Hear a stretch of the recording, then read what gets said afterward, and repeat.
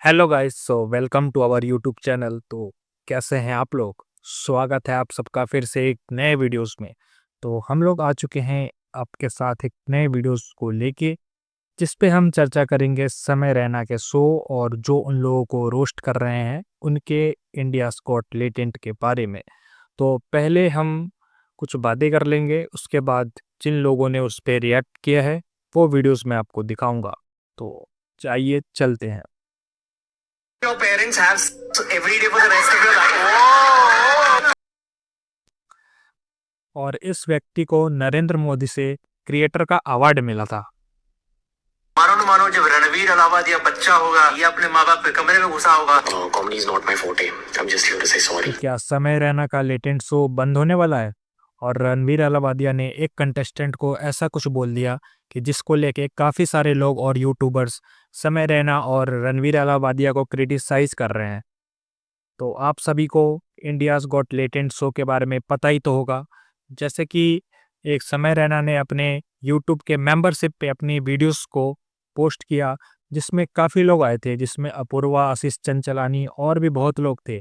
जिसमें रणवीर अलाहाबादिया ने एक कंटेस्टेंट से ऐसा क्वेश्चन पूछा ताकि समय रैना और रणवीर अलाहाबादिया से बहुत लोग क्वेश्चन कर रहे हैं। वो वीडियोस मैं आपको दिखाऊंगा। Have every day for the rest of your life. क्या हो गया रणवीर भाई को? अपने अपने पकड़ लीजिए तुरंत। और would you join in once and stop it forever? Join in what the?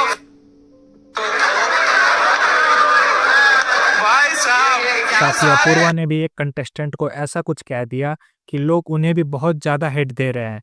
यहाँ तक कि लोग समय रैना के शो को बॉयकॉट करना चाहते हैं। साथ ही समय रैना और रणवीर अलाहाबादिया की अरेस्ट की डिमांड कर रहे हैं। बाकी सोर्स के हिसाब से इन दोनों पे फायर भी हो चुकी है और इन लोगों की वजह से पूरा ट्विटर और यूट्यूब सब भरा पड़ा हुआ है। और इन लोगों का जो रिएक्शन आया है वो थ्रू राठी, मैक्स 10 और महाराष्ट्र के सीएम, काफ़ी लोगों का इंटरव्यू और काफ़ी लोगों की रोस्टिंग आई है। तो वो मैं आपको दिखाऊंगा। सबसे पहले महाराष्ट्र के सीएम का वीडियो।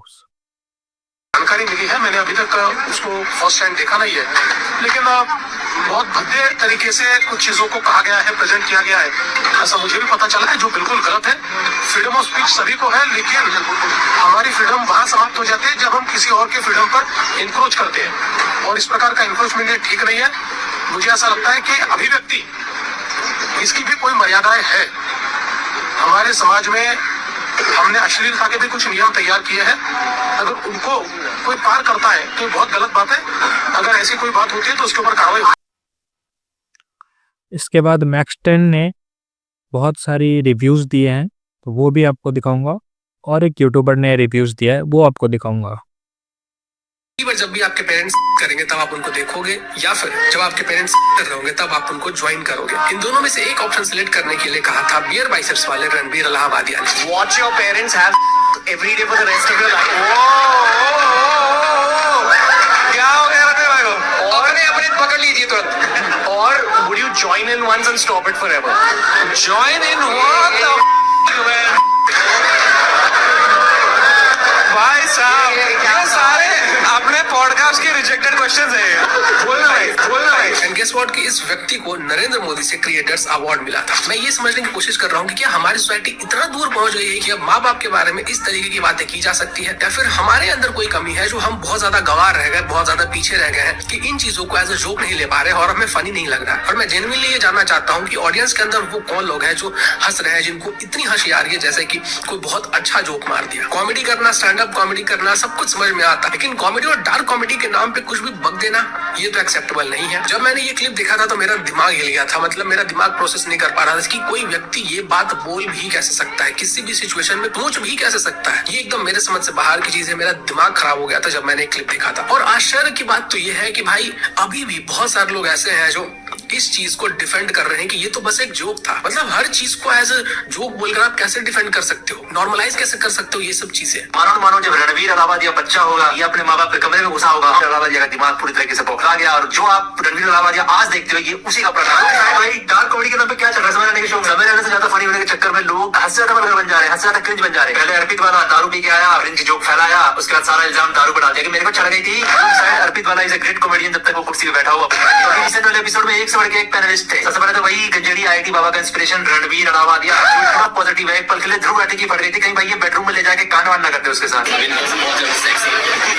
उससे हमारी प्यारी सी क्यूट अपूर्वा, जो उन सभी लड़कियों की फेवरेट है जिनका बॉडी काउंट उनके आईक्यू से ज्यादा है। फिर हमारे इस पैनल के सबसे सेंसिबल बंदे आशीष चंचलानी, जिनको पूरे एपिसोड में अगर आप देखोगे तो आपको यही लगेगा भाई बेचारे फंस चुके हैं दोस्ती यारी में। अगर किसी को रणवीर अलाहाबादिया के जोक पे हंसी नहीं आ रही थी, जो मजबूरी में हंस रहा था, वो थे भाई आशीष चंचलानी। ओवरऑल ये पैनल इतना वल्गर था, एक पल के लिए मोदी जी ने भी सोचा होगा भाई ये किसको बुलारिया अवार्ड देने। वैसे भी मोदी जी का अवार्ड कितना कोई सेंस बनाता नहीं है, जस्ट अ पीआर स्टंट। कोई टैलेंटेड लोग थोड़ी है, देखा तो उन्होंने भी एक ट्वीट किया कि काफ़ी सारे वो अब्यूज़ लैंग्वेज में वो अगेंस्ट है उसके, वो ट्वीट दिखाऊंगा मैं आपको।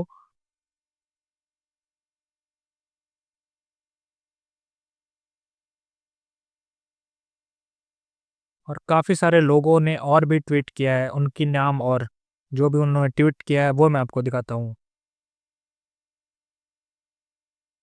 और उसके बाद रणवीर अलाहाबादिया ने सबसे माफ़ी मांगी, वो वीडियोस मैं दिखाऊंगा आपको। My comment wasn't just inappropriate, it wasn't even funny. Comedy is not my forte. I'm just here to say sorry. Many of you asked if this is how I wish to use my platform, and obviously this is not how I wish to use it. I'm not going to give any context or justification or reasoning behind whatever happened. I'm just here for an apology. I personally had a lapse in judgment. It wasn't cool on my part. The podcast is watched by people of all ages. Don't want to be the kind of person that takes that responsibility lightly. And family is the last thing that I would ever disrespect. Need to use this platform better. That's been my learning from this whole experience. I promise to just get better. I've asked the makers of the video to remove the insensitive sections from the video. बाकी इस पर अभी समय रहने का कोई reaction नहीं आया है, अगर आए तो मैं आप सभी को अपडेट दे दूंगा। और इन सब चीज़ों से आप लोगों की क्या राय है, आप अपनी कमेंट में राय ज़रूर देना। बाकी मिलते हैं नेक्स्ट वीडियो में, सब्सक्राइब ज़रूर कर लेना क्योंकि ऐसे वीडियोस हम लाते रहेंगे। चलिए तब तक के लिए राम राम।